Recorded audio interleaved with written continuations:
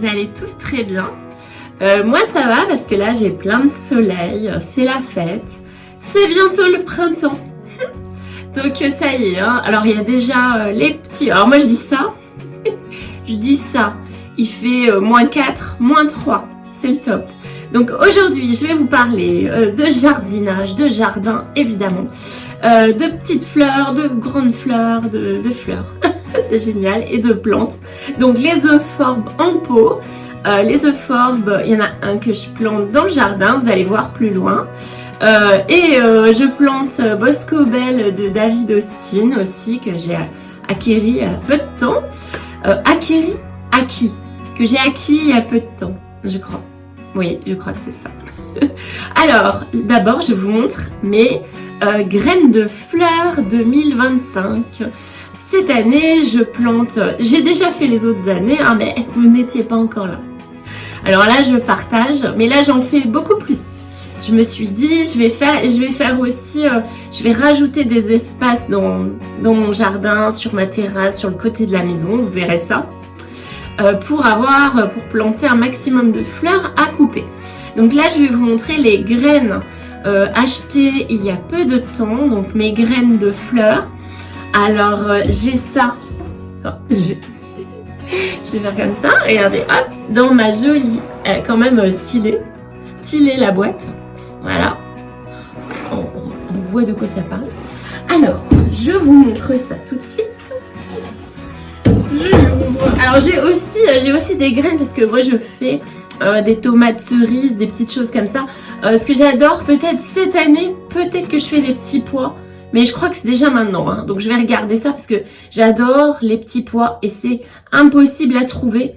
Les petits pois dans les magasins, dans les supermarchés, alors n'en parlons pas, mais même c'est très difficile à trouver des petits pois frais bons, donc ça serait génial de faire pousser ça, mais on verra si j'ai le temps, parce que moi je me mets toujours un planning de folie, et je mets plein de choses, vous allez voir, je mets plein de trucs, et en fait après bon il faut quand même suivre, hein, parce que il y a la maison, il y a les enfants, il y a le chien, il y a le chat, il y a le jardin, les fleurs, les petits pois. On se demande comment je vais gérer le truc. Mais on va voir. Voilà, petit aparté. Alors, la charge mentale. cette notion. Alors, vous voyez, donc, alors déjà, vous voyez rien. Alors, je vais vous insérer les images à chaque fois. L'image à chaque fois des fleurs que je vais planter. Donc là, parmi des fleurs dont je suis absolument fan. Mais alors, c'est évidemment pour une question de coût et de quantité, parce qu'en fait, quand vous achetez des graines, là, voilà les digitales, déjà. Voilà, les digitales. Digitales, je suis fan parce que je suis vraiment fan du style jardin cottage. Ça, c'est vraiment mon style. C'est British. C'est vraiment, voilà, on est au top. Moi, vous me mettez un cottage, voilà, et puis des roses partout avec des digitales. Et ben voilà, vous avez... Ah, et mon teckel. Et mon teckel, je suis au top, hein, vraiment, là, voilà, on a pas besoin d'autre chose. Alors voilà, donc les fleurs bisannuelles. Donc voilà, alors ça c'est pour bientôt. Donc bientôt je fais les semis, faut suivre. Bientôt je vais faire les semis. C'est ces petites merveilles. C'est quand même magnifique. Alors là c'est vraiment, en plus, voilà. Vous voyez comme les penstemon, si vous n'avez pas suivi, regardez la vidéo précédente. Je parle des jolies fleurs. Avec les... Voilà, ça c'est pour les pollinisateurs. Alors tout le quartier se demande pourquoi maintenant ils ont des fruits sur leurs arbres alors qu'ils n'en avaient plus. Bah c'est grâce à moi. Parce que voilà, c'est vrai. Et j'ai même des arbres, vous voyez, quand vous avez tellement de fleurs, autant de fleurs que moi, c'est possible. Il n'y en a pas beaucoup dans le quartier est grand, hein, quand même. Et ben du coup, comme par magie, les fruits reviennent sur les arbres. Parce que j'ai attiré tous les pollinisateurs de la terre. Et du coup, bah voilà, les gens ont des fruits alors qu'ils n'en avaient plus. Et bah c'est grâce à moi. Un petit peu quand même. Donc je dis, quand on me dit arrête d'acheter des fleurs, non, la planète. C'est pas si simple, on est d'accord, mais c'est pas mal quand même. Alors, regardez-moi ça. Voilà, alors les digitales ensuite. Autre chose dont je suis fan, les immortelles, je vous en ai déjà parlé. Voilà, les immortelles, alors ça c'est vraiment, voilà, pour faire des fleurs séchées, elles sont là. Oh, bon, elles sont Elles sont au-dessus. Voilà, elles sont ici. Allez, les immortelles. Trop génial. Bientôt les semis. Il faut que je regarde parce que comme je suis dans le grand test, c'est pas forcément tout de suite. Faut pas être trop pressé. Parce qu'après, il y a une année, je me suis retrouvée à devoir stocker à l'intérieur parce que des fois, on a quand même parfois. Alors, maintenant, on a plutôt des gelées en avril. Mais il faut quand même faire gaffe, quoi, parce que des fois, c'est en mai, c'est les seins de glace. Hein. Donc voilà, ensuite, les Cosmo. Alors là, un Cosmo Xenia, j'ai trouvé ça sublime comme couleur. Vous voyez? Oh, là, franchement, alors, je sais pas si je vous insère, en fait, l'image des Cosmo, vu que je l'ai en image. C'est pas mal, mais je trouvais quand même ça. Voilà, magnifique en tout cas, merveilleux. Que des couleurs comme ça subtiles. Et là, j'ai Apricot Lemonade, et celui-là est assez connu. Et je l'ai eu pas cher. En tout cas, c'est moins de 3 €, faut se méfier. Parce qu'il y a certains sites branchés. Du coup, vous payez ça 6-7 €. Ce serait bête. Hein. Alors voilà.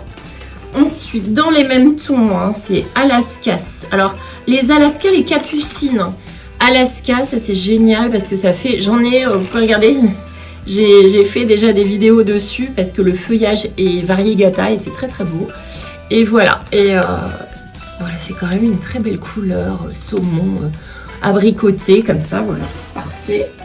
Ensuite, les zinnias. Les zinnias, j'en ai jamais fait. C'est la première fois que je fais des zinnias. Et là, j'ai pris, voilà, j'ai pas voulu me ruiner non plus. Hein. J'en ai pris là qui ont l'air d'être pas mal. Alors, c'est assez flashy pour moi. Hein. C'est assez bariolé. Normalement, je suis plutôt dans le pastel, mais on verra bien. Et c'est pas plus mal. Ça change un petit peu dans mes bouquets. Hein. Alors, et là, on a le must. Le must, c'est le must des British. C'est les pois de senteur. Alors, voilà. Les pois de senteur, les sweet peas. Ça, j'en ai un qui est tombé. Voilà, vous voyez les couleurs. Les pois de senteur qui sentent absolument divinement et qui sont faciles à faire. Alors, je dis ça, il y a plein d'années où je les ai ratés. Et l'année dernière, c'était une catastrophe, ça n'a jamais germé. Et pourtant, Dieu sait si j'ai suivi toutes les indications, ça n'a pas voulu. Donc cette année, on fait une petite prière. Et là, j'en ai encore des comme ça. Vous voyez, j'en ai beaucoup quand même là. Et c'est sur plusieurs années. Ce qui est bien, c'est que quand vous achetez ça, c'est que c'est valable quand même fort longtemps. Fort longtemps. Voilà. Vous voyez. Et là, celui-là, c'est un petit peu dentelé. Alors, c'est vraiment canon. Hein. Ouais, là, j'ai pas d'autres mots. Et là, j'ai les capucines purple. Voilà. Vous voyez, la liste est longue, hein, quand même. Et qu'est-ce que j'ai pris encore? Je crois que c'est tous les Cosmo. Et c'est bon. Ah. Ben voilà. J'ai les petits pois. C'est encore bon, mais depuis très longtemps. Voilà. Et alors, qu'est-ce que j'ai encore? Ah oui, j'ai ceux-là. Ah oui, j'en ai encore là. Ah oui, parce que j'ai acheté aussi des... Voilà. Alors, ceux-là, les roses. Je sais pas si je les fais tous. On verra qui a le plus de succès. Parce que ça, c'est la réussite ou non. Hein. Des fois, ça rate. Ce pavot est fort intéressant quand même. Voilà, le Pink Fizz. Vous voyez? Ouais, alors pas mal non plus. Et là, par contre, je suis déçue parce que je n'ai plus. Où est-ce que j'ai mis ça?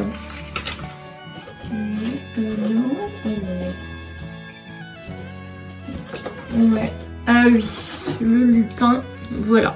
J'ai du lupin comme ça, je sais pas si je le fais encore. Parce qu'il faut avoir la place après de les mettre. Hein. Le lupin, ça prend de la place hein, quand même. Et chez moi, il s'épanouit pas très bien. Il doit y avoir un problème d'acidité, un truc comme ça avec le sol. Moi, c'est vraiment très peu acide. Et j'ai vu que le lupin adore l'acidité du sol. Donc chez moi, il doit pas être très content. Et c'est fort dommage. Voilà, donc alors après, je vous montre pas, mais j'ai aussi de l'ail, des ours, des trucs comme ça. Et là, on verra si je le fais. J'ai encore du lupin comme ça. Voilà, mais là, on a à peu près fait le tour. Ah oui, j'ai ce pavot. Ce pavot qui est quand même fort joli aussi. Canon, hein, un peu canon quand même. Et j'ai celui-là qui est encore bon, et le Sweet 16. Ah, Sweet 16, il est picoté, les jolis picotés, c'est quand on a les bords, c'est ça. Les bords plus foncés, ça ressort bien. Voilà, donc on va essayer de faire tout ça ensemble. J'espère que ce petit inventaire vous aura plu. Et maintenant, je vous laisse avec la vidéo jardinage. Jardinage dans le jardin, en pot, et je crois que c'est bon.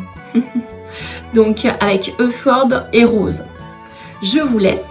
Et si mes vidéos vous plaisent, n'hésitez pas à me soutenir pour que je fasse plein de vidéos. Plein. Et je vous fais des gros bisous. N'hésitez pas à commenter et à me dire qu'est-ce que vous avez acheté comme graines, si vous en avez déjà planté, si vous avez commencé vos semis et quels semis vous faites. Et voilà. Et qu'est-ce qui se passe dans votre jardin en fait?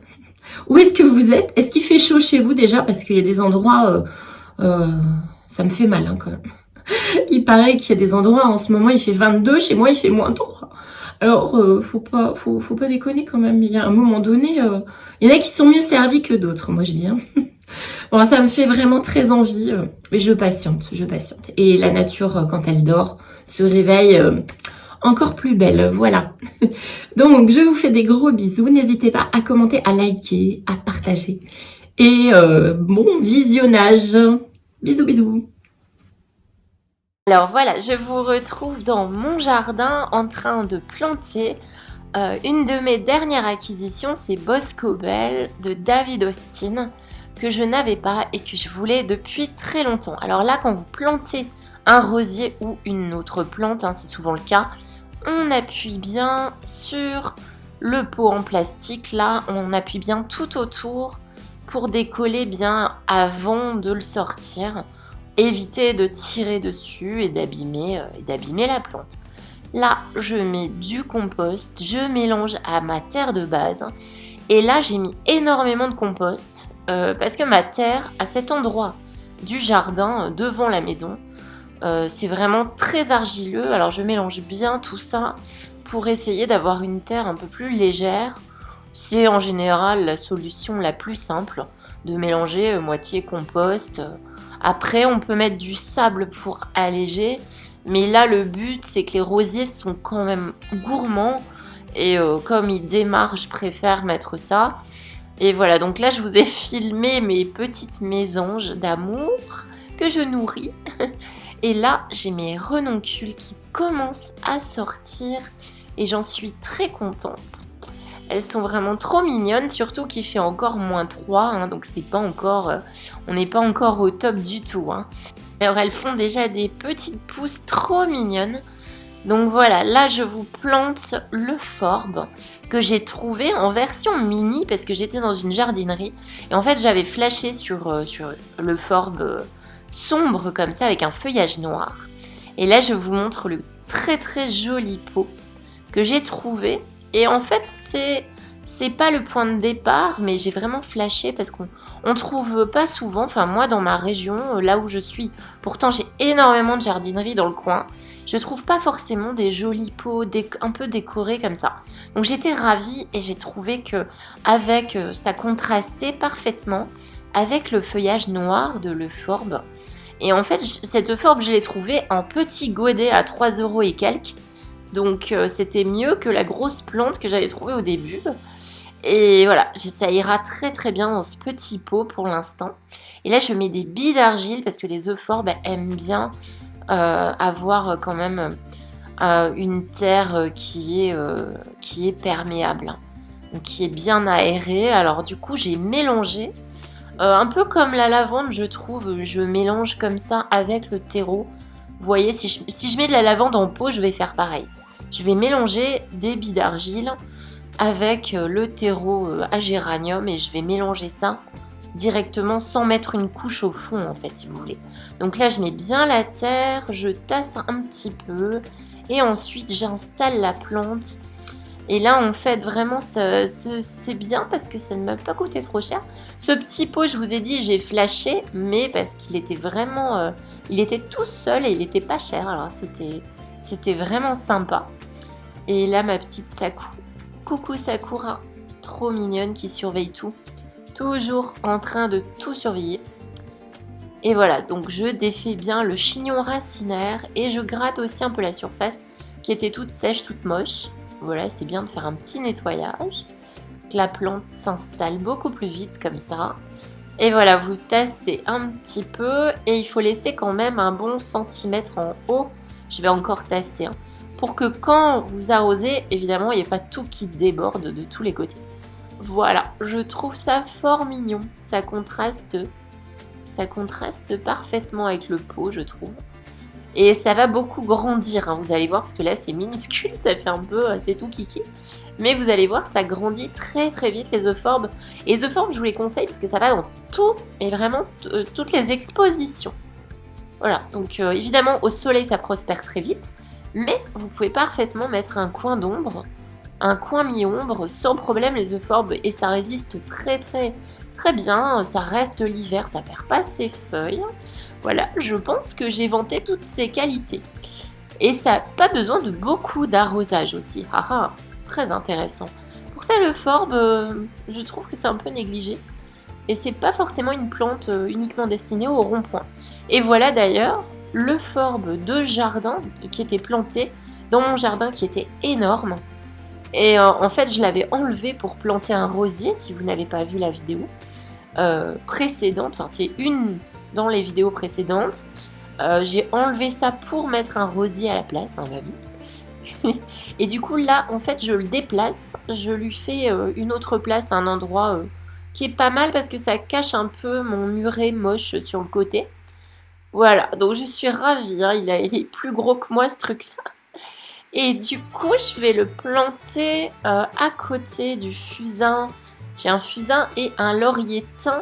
Le laurier thym, je vous en ai déjà parlé, mais vraiment, ça a beaucoup de qualité également. Donc là, on est sur un feuillage un petit peu dans les argentés. C'est très joli. Et il fait vraiment, il prospère vraiment beaucoup. Et là, je me suis rendu compte que j'avais, parce que comme je suis pas loin du cerisier, j'ai des racines énormes qui se promènent partout. Mais il suffit de les couper, de les enlever, ça vit très bien comme ça. Je les coupe, je les enlève bien. Vous enlevez aussi si vous trouvez des racines, enlevez-les surtout. Avant de planter vos plantes et vos fleurs. Et là, voilà, j'installe ça, j'ai même rien rajouté. Parce que déjà la terre est riche à cet endroit-là. Donc j'ai rien rajouté, pas de terreau, pas de fumier, rien du tout. Parce que ça, c'est vraiment une plante comme la lavande hein, qui a pas besoin de grand chose en fait. Hein, Et celle-là vit bien mi-ombre en plus. Hein.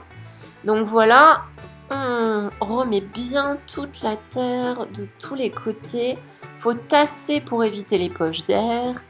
Et voilà, et on est ravis. Et Sakura aussi. Sakura nous a suivis de l'autre côté. Hein, elle n'est pas contrariante, hein, elle te suit partout. Voilà, comme un petit chien. Et là, je vous montre la beauté quand même de ce laurier thym. J'en ai un peu de tous les côtés. J'en ai planté un peu partout. C'est très bénéfique, ça pousse très bien. Ça fait plein de jolies fleurs. 2 fois dans l'année, je crois que ça fleurit. 2 ou 3 fois même. Ça dépend. Mais regardez-moi cette beauté. Je vous laisse. Je vous dis à très très bientôt. Ciao!